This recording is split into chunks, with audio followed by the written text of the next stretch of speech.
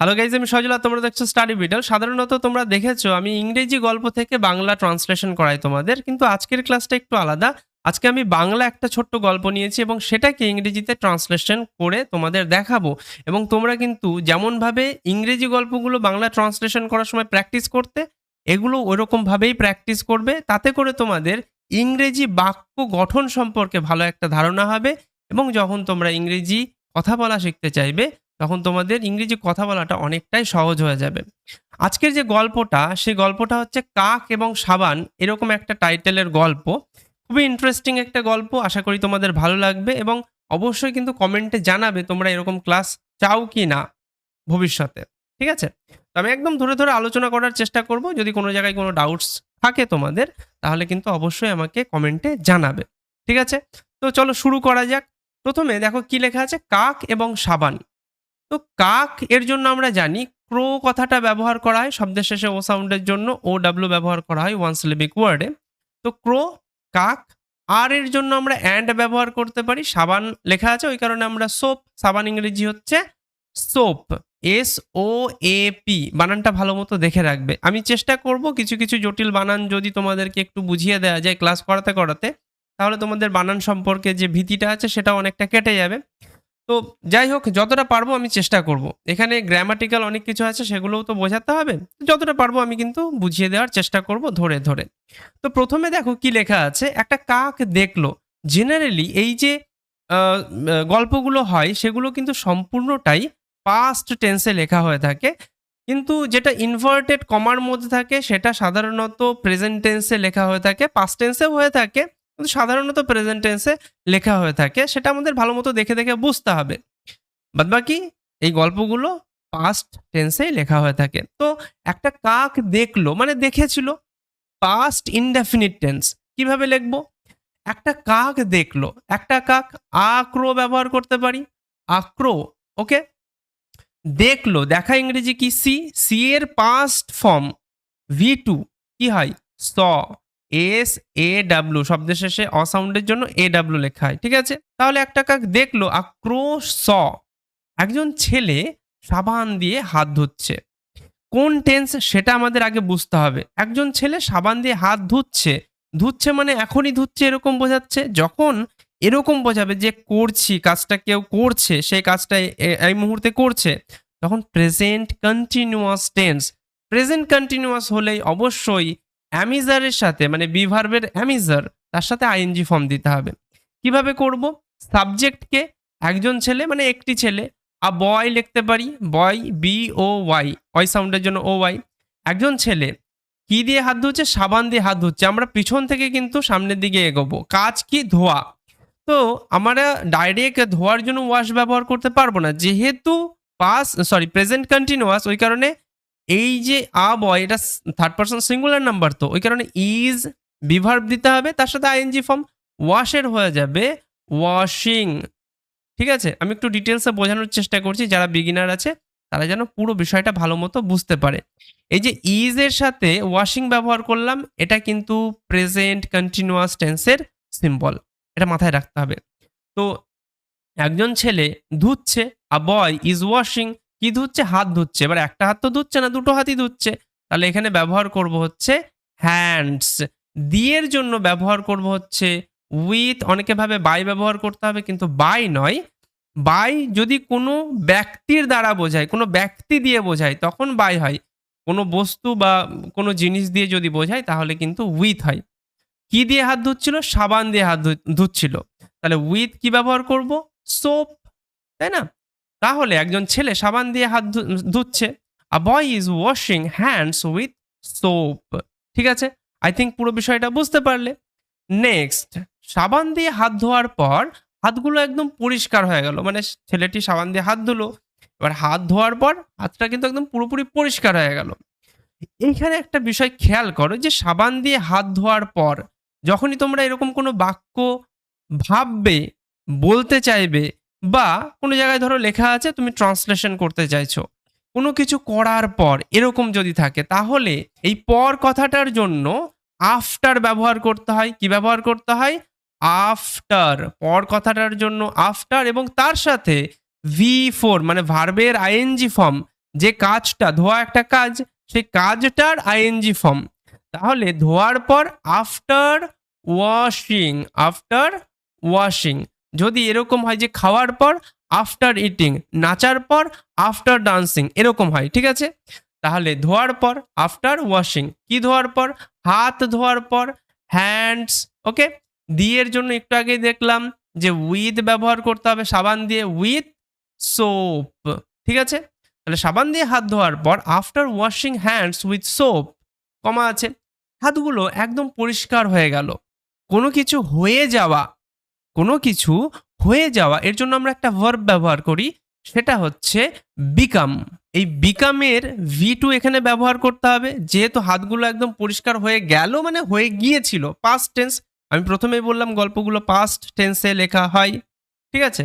তো হাতগুলো পরিষ্কার হয়ে গেছিল, হাতগুলো, তো ওই কারণে আমি এখানে ব্যবহার করব হচ্ছে হ্যান্ডস। কি পরিষ্কার হয়ে গেছিল? হাতগুলো। তো সাবজেক্টের জায়গায় আমি হ্যান্ডস ব্যবহার করলাম।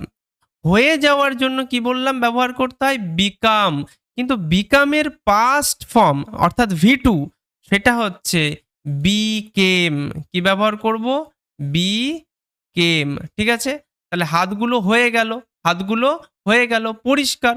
পরিষ্কার ইংরেজি কি? ক্লিন। তাহলে হ্যান্ডস বিকেম, একদম পরিষ্কার হয়ে গেল কথাটা আছে তো? তো আমরা একদম পরিষ্কারের জন্য ভেরি ক্লিন কথাটা ব্যবহার করতে পারি। Very clean. ওকে, তোমরা কিন্তু বুঝবে যে আমি কিভাবে ট্রান্সলেশন করছি। আমি কিন্তু প্রথমের সাবজেক্টটাকে আগে নিয়ে নিচ্ছি, তারপরে কিন্তু পিছন থেকে সামনের দিকে এগোচ্ছি। এই কনসেপ্টটা তোমরা একটু ভালো মতো বুঝবে, ঠিক আছে? তো সাবান দিয়ে হাত ধোয়ার পর after washing hands with soap, হাতগুলো একদম পরিষ্কার হয়ে গেল, হ্যান্ডস বিকেম ভেরি ক্লিন। ওকে, নেক্সট, কাকটা খুব অবাক হলো। কে অবাক হলো? কাকটা অবাক হয়েছিল। এবার এই যে একটু আগে বললাম যে হয়ে যাওয়া, এই হয়ে যাওয়া, এই যে পরিষ্কার হয়ে গেল, অবাক হয়ে গেল, এই হয়ে যাওয়ার জন্য বিকাম ব্যবহার করা হয়, বিকাম। তাহলে কাকটা খুব অবাক হয়ে গেল। কে অবাক হলো? কাকটা অবাক হলো। তো এখানে কে দিয়ে প্রশ্ন করলে আমরা কি পাই? সাবজেক্ট পাই না? তাহলে কাকটা অবাক হয়ে গেল। তাহলে কাকের জন্য কি ব্যবহার করব? দা ক্রো। একবার যেহেতু আমরা প্রথমে, তোমরা একটু যদি খেয়াল করো, দেখো প্রথমে আমরা কাকটাকে চিনতাম না, ওই কারণে আ ক্রো ব্যবহার করেছি। তো এবার কাকটাকে আমরা চিনি, ওই কারণে কিন্তু আমরা এখানে দা ক্রো ব্যবহার করতে পারবো, ঠিক আছে? অনেকে প্রথমেই দা ব্যবহার করে দেয়, দা নয়। একবার যদি কোনো কিছুর পরিচয় দেওয়া হয়, তারপরে আবার সেটাকে যদি ব্যবহার করি, মানে সেই নাউনটাকে যদি ব্যবহার করি, কাক তো একটা নাউন, তাই না? গ্রামারের যদি দিক থেকে দেখতে যাই, তো সেই তার সাথে আমরা দা ব্যবহার করি। তো কাকটা খুব অবাক হয়ে গেল, দ্য ক্রো। দ্য ক্রো অবাক হয়ে গেল, হয়ে যাওয়া অর্থে আমরা কি ব্যবহার করব? বিকাম। কিন্তু যেহেতু এগুলো পাস্ট টেন্স, ওই কারণে কি ব্যবহার করব? বিকেম, হয়ে যাওয়া, বিকেম। অবাক হয়ে গেল, খুব অবাক হয়ে গেল। তো খুবের জন্য আমরা ব্যবহার করব ভেরি। খুবের জন্য ভেরি। অবাক হওয়ার জন্য আমরা ব্যবহার করব সারপ্রাইজ, SUR, সার সাউন্ডের জন্য SUR, প্রাইজ PRISE, এখানে ডি হবে, সারপ্রাইজড অ্যাডজেক্টিভ হিসেবে ব্যবহার করতে হবে এটাকে। তো কাকটা খুব অবাক হয়ে গেল, এটার জন্য আমরা লিখলাম কি? The crow became very surprised. Okay, সে ভাবলো যদি আমি সাবান খাই তাহলে আমার শরীর পরিষ্কার হয়ে যাবে। অ্যাকচুয়ালি কাক তো কালো, তো ময়লা রং। তো কাক ভাবছে যদি আমি সাবান খেয়ে ফেলি তাহলে আমিও পরিষ্কার হয়ে যাব। তো সে ভাবলো, এখানে যেহেতু পশু বা পাখি এদের জেন্ডার আমরা জানি না, তো এখানে সে অর্থে আমরা ইট ব্যবহার করি। হি ব্যবহার করা যেতে পারে, কোনো সমস্যা নেই। হি অ্যাকচুয়ালি যদি জেন্ডার না জানা হয়, তো আমি হি ব্যবহার করছি, বুঝতে সুবিধা হবে। ইট ব্যবহার করলে অনেকে বুঝতে পারবে না, কিন্তু জেনারেলি ইট ব্যবহার করা উচিত যখন আমরা কোনো পশু পাখির কথা বলছি, যেহেতু আমরা তার জেন্ডারটা অতটা বুঝতে পারি না যে সেটা পুরুষ না মহিলা। তো যাই হোক, আমি এখানে ইট না ব্যবহার করে সে অর্থে হি ব্যবহার করছি। সে ভাবলো, ভাবা ইংরেজি হচ্ছে থিঙ্ক।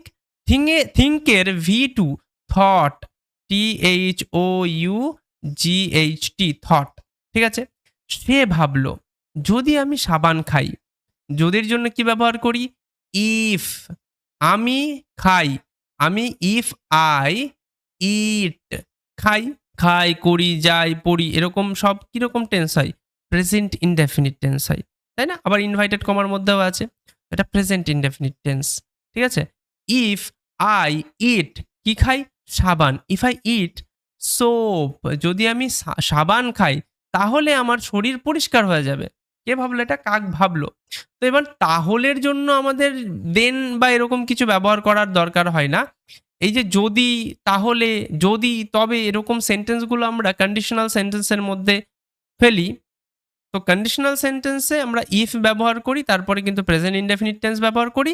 তারপর এই যে দুটো সেন্টেন্স আছে না? কমার পরে আরেকটা সেন্টেন্স। তো তারপরের যে সেন্টেন্সটা সেটা কিন্তু ফিউচার ইনডেফিনিট টেন্সে ব্যবহার করি। তাহলে ইফ আই ইট সোপ, তাহলে আমার শরীর পরিষ্কার হয়ে যাবে। এই যে আবার হয়ে যাবে কথাটা আছে। হয়ে যাবে মানেই বিকাম, তাই না? তো তাহলে আমার শরীর মাই বডি, মাই বডি, তাহলে আমার শরীর পরিষ্কার হয়ে যাবে। হয়ে যাবে অর্থে কি ব্যবহার করব? যেহেতু হয়ে যাবে কথাটা বলছে, ওই কারণে future indefinite tense will become, হয়ে যাবে, উইল বিকাম। ওকে, এইখানে উইলের সাথে সবসময় কিন্তু ভার্বের জিরো ফর্ম অর্থাৎ বেস ফর্ম ব্যবহার করতে হয়। হয়ে যাবে, কি হয়ে যাবে? পরিষ্কার হয়ে যাবে। My body will become clean, পরিষ্কার হয়ে যাবে। ঠিক আছে? তাহলে আমার শরীর পরিষ্কার হয়ে যাবে। যদি আমি সাবান খাই তাহলে আমার শরীর পরিষ্কার হয়ে যাবে। If I eat soap my body will become clean. তারপরে কি বলছে? যে পরের দিন সে একটা সাবান পেল। পরের দিন সে একটা সাবান পেল, মানে ওই কাকটা একটা সাবান পেল। পরের দিন, পরের দিনের জন্য আমরা ব্যবহার করি the next day, next day, পরের দিন সে একটা সাবান পেল। হি, পাওয়া ইংরেজি কি? পাওয়ার ইংরেজি হচ্ছে ফাইন্ড, খুঁজে পাওয়া এরকম অর্থে। কিন্তু যেহেতু আমরা এখানে পাস্ট ইনডেফিনিট টেন্স ব্যবহার করব, যে পেলো মানে পেয়েছিল, পাস্ট তো, ওই কারণে আমরা ফাউন্ড কথাটা ব্যবহার করব। হি ফাউন্ড একটি সাবান, আ সোপ। ওকে, সে একটি সাবান পেল, হি ফাউন্ড আ সোপ। তারপর সে সাবানটা একটু ঠোকর দিল, সে অর্থে আমরা হি কথাটা ব্যবহার করতে পারি। ঠোকর দেওয়া অর্থে আমরা পেক কথাটা ব্যবহার করি, কিন্তু যেহেতু এটা পাস্ট টেন্সে লেখা হচ্ছে ওই কারণে পেকড কথাটা ব্যবহার করলাম। হি পেকড, ঠোকর দিল। কিসে ঠোকর দিল? সাবানে একটু ঠোকর দিল, সাবান। ওই কারণে আমরা সোপ কথাটা ব্যবহার করব। একটুর জন্য আ লিটল কথাটা বলতে পারি। ওকে, আ লিটল। তো সে সাবানটা একটু ঠোকর দিল, হি পেকড সোপ আ লিটল। তারপর কি বলছে? যে সাবানটা তেতো ছিল। জেনারেলি সাবান তিতকুটে হয়, একটু কষ্টা কষ্টা, তো সাবানটা একটু তেতো ছিল। তো সাবানটা তেতো ছিল, কোনটা সাবজেক্ট? সাবানটা। কি তেতো ছিল? সাবানটা। ওই কারণে সাবজেক্ট হচ্ছে সাবানটা। দ্য সোপ, দ্য সোপ ছিল, ওই কারণে ওয়াজ ব্যবহার করব। দ্য সোপ ওয়াজ। তেতো ইংরেজি হচ্ছে বিটার, খুবের জন্য আমরা ভেরি কথাটা ব্যবহার করতে পারি। The soap was very bitter, bitter, বিআই ডাবল টি আর, বিটার। ওকে, সে সঙ্গে সঙ্গে সাবানটা ফেলে দিল, সে এর জন্য আমরা হি ব্যবহার করব। ফেলে দেওয়া অর্থে আমরা থ্রু অ্যাওয়ে কথাটা ব্যবহার করি, কিন্তু এখানে যেহেতু পাস্ট ওই কারণে আমরা ব্যবহার করব হচ্ছে থ্রিউ অ্যাওয়ে। এবং থ্রিউ অ্যাওয়ে, এই অ্যাওয়ে এর মাঝখানে যে অবজেক্টটা থাকে না সেটাকে ব্যবহার করতে হয়। কি ফেলে দিল? সাবানটা ফেলে দিল, তাহলে হি থ্রিউ অ্যাওয়ে এর আগে সাবানটাকে আমরা ব্যবহার করব, অবজেক্টটাকে এখানে ব্যবহার করে দেবো। এটা একটু মাথায় রাখবে, ঠিক আছে? এটা একটা টেকনিক। তাহলে হি থ্রিউ দ্য সোপ অ্যাওয়ে, ঠিক আছে? ফেলে দেওয়া, থ্রিউ অ্যাওয়ে, তার মাঝখানে আমি অবজেক্টটা ব্যবহার করে দিলাম। সঙ্গে সঙ্গে এর জন্য আমরা ব্যবহার করতে পারি ইমিডিয়েটলি, ইমিডিয়েটলি। ওকে, ইমিডিয়েটলি, সঙ্গে সঙ্গে। সে সঙ্গে সঙ্গে সাবানটা ফেলে দিল, he threw the soap away immediately. সে তখন বুঝলো। আমরা সব জিনিস সব কাজে ব্যবহার করতে পারি না, সে তখন বুঝলো। তো এটা পাস্ট ইনডেফিনিট টেন্সে লেখা আছে, তোমরা বুঝতে পারছো যে বুঝলো মানে বুঝেছিল, তখন সে বুঝেছিল। দেন, তখনের জন্য দেন, সে বুঝেছিল। হি আন্ডারস্ট্যান্ড থেকে আন্ডারস্টুড, আন্ডারস্টুড, হি আন্ডারস্টুড। আমরা সব জিনিস সব কাজে ব্যবহার করতে পারি না। ভালো মতো সেন্টেন্সটা দেখবে, একটু বড়, কিন্তু সেন্টেন্সটা লেখা খুবই সহজ। কারা করতে পারে না? আমরা করতে পারি না, ইনভার্টেড কমার মধ্যে আছে, খুবই সহজ।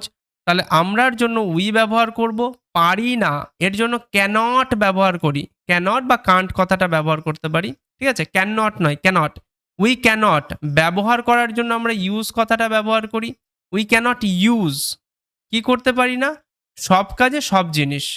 সব জিনিস সব কাজে এরকমভাবে ব্যবহার করব। সব জিনিসের জন্য কি ব্যবহার করা হয়? এভরিথিং কথাটা ব্যবহার করতে পারি। তো we cannot use everything, everything, we cannot use everything সব কাজে। সব কাজে মানে সব কাজের জন্য। এখানে লিখে ফেলি for every work, every work, okay? সব কাজের জন্য। তখন সে বুঝলো, দেন হি আন্ডারস্টুড আমরা সব জিনিস সব কাজে ব্যবহার করতে পারি না। We cannot use everything for every work, okay? এরপর নীতি কথাটা কি বলছে? নীতি কথা মানে মোরাল, মোরাল কি বলছে? না বুঝে, ভালো মতো সেন্টেন্সটা দেখবে, খুবই সুন্দর সেন্টেন্স। না বুঝে কাউকে নকল করা ঠিক নয়। যখন আমরা দেখতে পাবো যে করা ঠিক নয় এরকম একটা টার্ম আছে সেন্টেন্সের মধ্যে, করা ঠিক নয়, তখন আমরা একটা প্যাটার্ন ব্যবহার করি। কি pattern? It is not right মানে ঠিক এর জন্য রাইট, RIGHT, রাইট টু, ঠিক আছে? করা, কি করা ঠিক নয়? নকল করা। নকল করা ইংরেজি কি? কপি। তাহলে করা ঠিক নয় এর জন্য কি ব্যবহার করলাম? It is not right two, কি করা? নকল করা। কপি, ওকে? কপি, ওকে? তো কপি করা ঠিক নয়। কাউকে, কাউকের জন্য এনিওয়ান, এনিওয়ান, ওকে? কাউকে কপি করা ঠিক নয়। It is not right two copy anyone. না বুঝে, এই যে না বুঝে, না করে, এরকম না বুঝে, না করে, না খেয়ে যদি এরকম টার্ম পাই, সেক্ষেত্রে আমরা উইদাউট প্লাস ভার্বের আইএনজি ব্যবহার করি। ঠিক আছে? উইদাউট প্লাস ভার্বের আইএনজি। এগুলো কিন্তু মাথায় রাখতে হবে। সেন্টেন্স মেকিং এর জন্য এগুলো খুবই ইম্পোর্টেন্ট। না বুঝে উইদাউট, উইথআউট বোঝা ইংরেজি আন্ডারস্ট্যান্ড, তার থেকে কি হয়ে যাবে? Understanding. Without understanding, okay? I hope পুরো বিষয়টা তোমরা বুঝতে পেরেছো। যদি কোনো জায়গায় কোনো সমস্যা হয়, তাহলে কিন্তু অবশ্যই আমাকে কমেন্টের মাধ্যমে তোমরা জানাবে যে অমুক সেন্টেন্সটা বুঝতে পারিনি। ঠিক আছে? এবং তোমরা এগুলো কিন্তু ভালোমতো প্র্যাকটিস করবে। যদি প্র্যাকটিস না করো তাহলে কিন্তু সেন্টেন্স মেকিং শিখতে পারবে না। মানে বাংলা থেকে ইংরেজি কিভাবে করতে হয়, ওয়ার্ড টু ওয়ার্ড নয়, বুঝে, বুঝে করতে হয়। তো সেগুলো তোমরা বুঝতে পারবে না। তো যাই হোক, দেখা হচ্ছে পরের ক্লাসের সাথে। ততক্ষণের জন্য তোমরা ভালো থাকবে, সুস্থ থাকবে। টাটা।